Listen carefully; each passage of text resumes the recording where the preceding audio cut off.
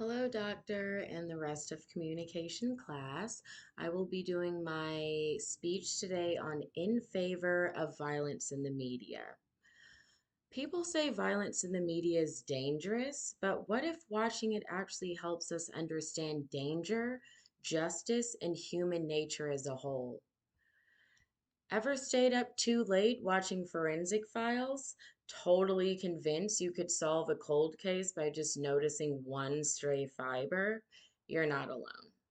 Journalist Jay Fishman from Smithsonian Magazine once wrote that forensic files make science thrilling by showing how real investigators turn small pieces of evidence into major breakthroughs. Fishman, 2009. Now, some people might hear true crime TV and immediately picture something dark, disturbing, or even invasive to the affected families. They say violence in the media is harmful, that it desensitizes us. But what if it actually does the opposite? What if it teaches us something? Today, I want to persuade you that true crime shows like Forensic Files don't glorify violence, they illuminate it. They educate us, make us more aware, and connect us emotionally to real stories of justice and truth. Here's the plan. First, I'll talk about the problem, the bad reputation violence gets in the media. Then, we'll look at why people misunderstand true crime. Finally, I'll show you how the genre actually helps society in a pretty powerful way. I beg the question, what's the problem here? For decades, critics have claimed that violent media, especially true crime, makes people more aggressive or desensitized. But that argument misses the bigger picture. True crime storytelling has been around for centuries, but TV made it mainstream in the 80s and 90s with shows like Unsolved Mysteries and Forensic Files. These programs don't just show crime, they solved it. Viewers weren't watching for the blood, they were watching for the brilliance behind solving true crime.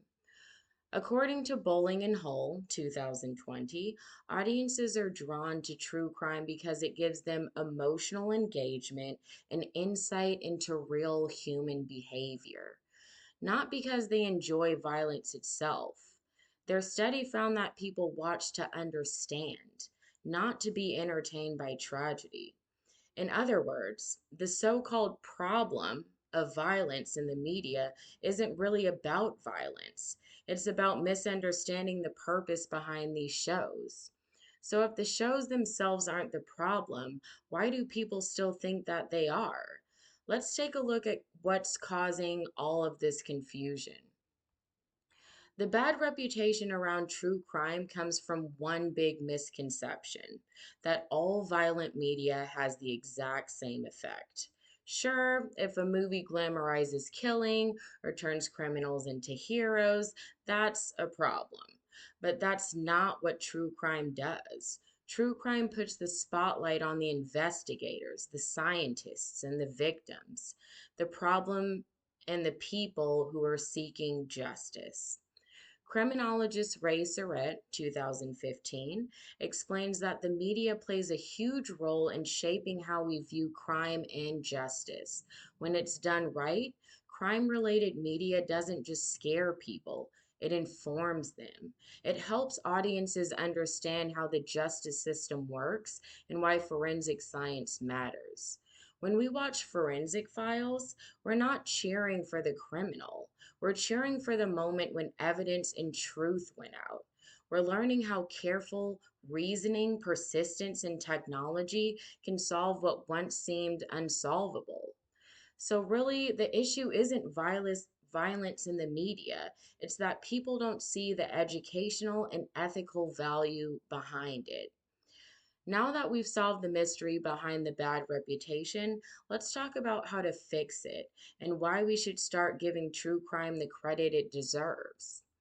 The solution is simple: shift how we think about violent media, especially true crime.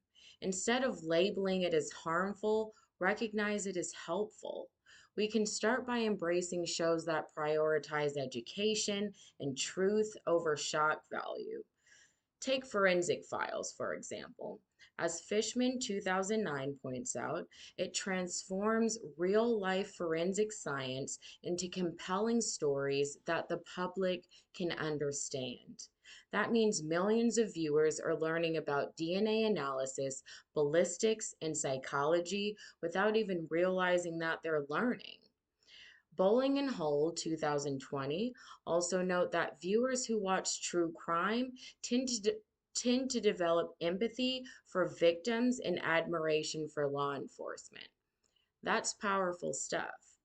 These shows don't make people more violent. They make people more aware of violence consequences. And Surrett, 2015, reminds us that when audiences engage with crime media critically, it can lead to greater civic engagement and awareness of real world justice issues. In other words, watching Forensic Files might not make you a better detective, but it might make you a more informed citizen. So now that we've cracked the case, let's wrap it up with what we've learned. The idea that violence in the media automatically harms people is a myth, especially when it comes to true crime. The real truth? Shows like Forensic Files educate us, make us think critically, and even inspire us to care more about justice and truth. We've seen the problem, the bad reputation. We've uncovered the cause, misunderstanding and generalization. And we found the solution, appreciating true crime as a smart, educational, and socially valuable form of media. So next time when someone says you're weird for watching Forensic Files on a Friday night, just tell them you're doing your part to understand human nature, one fiber of evidence at a time. Because in the end, true crime TV doesn't promote violence, it promotes truth.